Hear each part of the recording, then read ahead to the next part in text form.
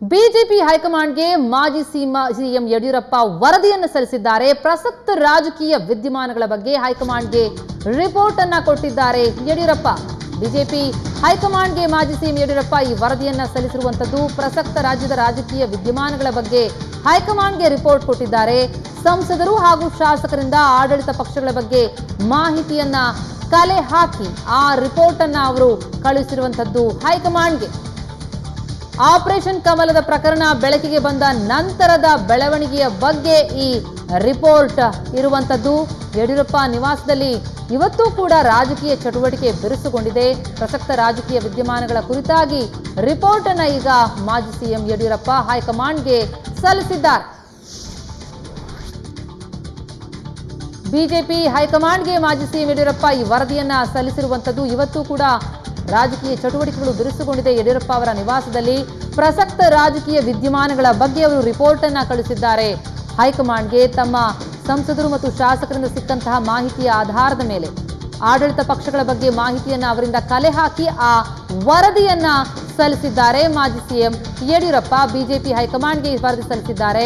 Operation ಕಮಲದ ಪ್ರಕರಣ ಬೆಳಕಿಗೆ ಬಂದ ನಂತರದ ಬೆಳವಣಿಗೆಯ ಬಗ್ಗೆ ಈ ರಿಪೋರ್ಟ್ ಇರುವಂತದ್ದು. ಇವತ್ತು ಕೂಡ ರಾಜಕೀಯ ಚಟುವಟಿಕೆ ಬಿರುಸಾಗಿದೆ. ಯಡಿಯೂರಪ್ಪ ಅವರ ನಿವಾಸದಲ್ಲಿ ಎಲ್ಲ ಶಾಸಕರು ಮತ್ತು ಸಂಸದರಿಂದ ಮಾಹಿತಿ ಕಲೆ ಹಾಕಿದ್ದಾರೆ. ಆಡಳಿತದ ವಿವರವಾಗಿ ಅದರ ಬಗ್ಗೆ ಈಗ ವರದಿಯನ್ನು ಸಲ್ಲಿಸಿದ್ದಾರೆ ಬಿಜೆಪಿ ಹೈಕಮಾಂಡ್ಗೆ.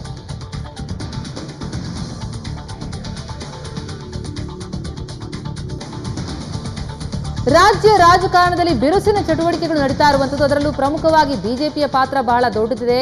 ಹೀಗಾಗಿಯೇ ಮಾಜಿ ಸಿಎಂ ಯಡಿಯೂರಪ್ಪ ಇದರ ಬಗ್ಗೆ ಬಿಜೆಪಿ ಹೈಕಮಾಂಡ್ಗೆ ವರದಿಯನ್ನು ಸಲ್ಲಿಸಿದ್ದಾರೆ. ಆಡಳಿತ ಪಕ್ಷಗಳ ಬಗ್ಗೆ ಮಾಹಿತಿಯನ್ನ ಕಲೆ ಹಾಕಿ ವರದಿಯನ್ನು ಸಲ್ಲಿಸಿರುವಂತದ್ದು. ಈ ಮಾಹಿತಿಯನ್ನ ಅವರು ಬಿಜೆಪಿಯ ಸಂಸದರುಗಳು ಮತ್ತು ಶಾಸಕರಿಂದ ಕಲೆ ಹಾಕಿದ್ದಾರೆ. ಅದೆಲ್ಲವನ್ನ ಕೂಡ ಈಗ ಕಳುಹಿಸಿಕೊಟ್ಟಿರುವಂತದ್ದು ಹೈಕಮಾಂಡ್ಗೆ. ಬಿಜೆಪಿ ಹೈಕಮಾಂಡ್ಗೆ ವರದಿಯನ್ನ ಕೊಟ್ಟಿದ್ದಾರೆ. ಇವತ್ತೂ ಕೂಡ ರಾಜಕೀಯ ಚಟುವಟಿಕೆಗಳು ಗರಿಗೆದರಿದೆ ಬಿಎಸ್ವೈ ನಿವಾಸದಲ್ಲಿ. ಒಂದು ಕಡೆ ಅವರು ತಮ್ಮ ವರದಿಯನ್ನ ಸಲ್ಲಿಸಿದ್ದಾರೆ ಹೈಕಮಾಂಡ್ಗೆ, ಇನ್ನೊಂದು ಕಡೆ ಅವರ ನಿವಾಸದಲ್ಲಿ ಇವತ್ತು ಕೂಡ ರಾಜಕೀಯ ಚಟುವಟಿಕೆಗಳು ಬಿರುಸಾಗಿದೆ.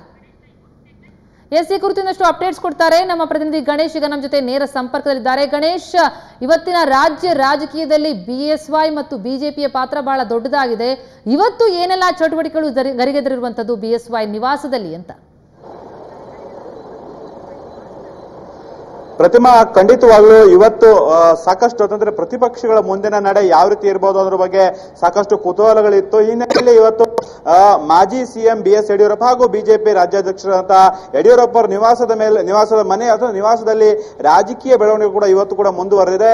ಈಗಾಗಲೇ ಪ್ರಮುಖವಾಗಿ ಸಂಸದರು ಶಾಸಕರ ಜೊತೆ ಬಿಎಸ್ ಒಂದು ಸುತ್ತಿನ ಮಾತುಕತೆಯನ್ನ ಬೆಳಗ್ಗೆ ನಡೆಸಿರುವಂತದ್ದು. ಪ್ರಮುಖವಾಗಿ ಅಂತಂದ್ರೆ ಏನು ಆಪರೇಷನ್ ಕಮಲ ಪ್ರಕರಣ ಬೆಳಗ್ಗೆ ಬರ್ತಾ ಇದ್ದಂತಾನೆ ಆ ಒಂದು ಮುಂದಿನ ಬೆಳವಣಿಗೆಗಳು ಏನು ಆಡಳಿತ ಪಕ್ಷ ಅಂತ ಕಾಂಗ್ರೆಸ್ ಹಾಗೂ ಜೆಡಿಎಸ್ ನಡುವೆ ನಡೆದಂತಹ ರಾಜಕೀಯ ಬೆಳವಣಿಗೆಗಳಾಗಿರುವಂತದ್ದು. ಹಾಗೇನೆ ಏನು ಸಿಎಂ ಎಚ್ ಡಿ ಕುಮಾರಸ್ವಾಮಿ ಅವರು ಬಿಜೆಪಿ ವಿರುದ್ಧ ದಂಗೆ ಏಳಬೇಕು ಅನ್ನುವಂತಹ ಏನು ಕರೆಯನ್ನು ನೀಡಿದ್ದಾರೆ. ಅದರ ನಂತರದ ಹೇಳಿಕೆಯ ನಂತರ ಬಿಜೆಪಿಯ ನಡೆಗಳು ಯಾವ ರೀತಿ ಇತ್ತು, ರಾಜ್ಯಪಾಲರಿಗೆ ದೂರು ನೀಡುವಂತಹ ಪ್ರಕ್ರಿಯೆಗಳಾಗಿರುವಂತದ್ದು, ಹಾಗೆ ಮುಂದಿನ ಹೋರಾಟವನ್ನು ಯಾವ ರೀತಿ ಮಾಡಬೇಕು ಅನ್ನೋದ್ರ ಬಗ್ಗೆ ಬಿಎಸ್ವೈ ತಮ್ಮ ಆಪ್ತ ಸಂಸದರು ಶಾಸಕರ ಜೊತೆ ಚರ್ಚೆಯನ್ನು ನಡೆಸಿದ್ದಾರೆ ಇವತ್ತು. ಅದಾದ ಬಳಿಕ ಪ್ರಸಕ್ತ ರಾಜಕೀಯ ವಿದ್ಯಮಾನಗಳ ಬಗ್ಗೆ ಹೈಕಮಾಂಡ್ಗೆ ಮಾಹಿತಿಯನ್ನು ನೀಡುವಂತಹ ಪ್ರಕ್ರಿಯೆಯನ್ನು ಕೂಡ ಬಿಎಸ್ವೈ ಮಾಡಿದ್ದಾರೆ ಅನ್ನೋ ಮಾಹಿತಿ ಈಗ ಲಭ್ಯ ಆಗ್ತಾ ಇರೋದು. ಒಟ್ಟಾರೆ ಅಂತಂದ್ರೆ ಮುಂದಿನ ಅಂತಂದ್ರೆ ಸಿಎಂ ಎಚ್ ಡಿ ಕುಮಾರಸ್ವಾಮಿ ಅಂತಂದ್ರೆ ಜೆಡಿಎಸ್ ನಡೆ ಏನಿರುತ್ತೆ ಅದಂದ್ರೆ ಪ್ರತಿಪಕ್ಷ ಬಿಜೆಪಿ ವಿರುದ್ಧ ತಂತ್ರಗಾರಿಕೆ ಅವರು ಏನೆಲ್ಲ ಮಾಡಿದ್ದಾರೆ ಅನ್ನೋದ್ರ ಬಗ್ಗೆ ಇವರು ಕೂಡ ಪ್ರತಿತಂತ್ರವಾಗಿ ರಾಜಕೀಯ ಗಣೇಶ್ ಥ್ಯಾಂಕ್ ಯು ಬಿಡಬೇಕು ಅನ್ನೋದ್ರ ಬಗ್ಗೆ ಈಗಾಗಲೇ ಚರ್ಚೆಗಳು ಆಗ್ತಾ ಇರುವಂತದ್ದು.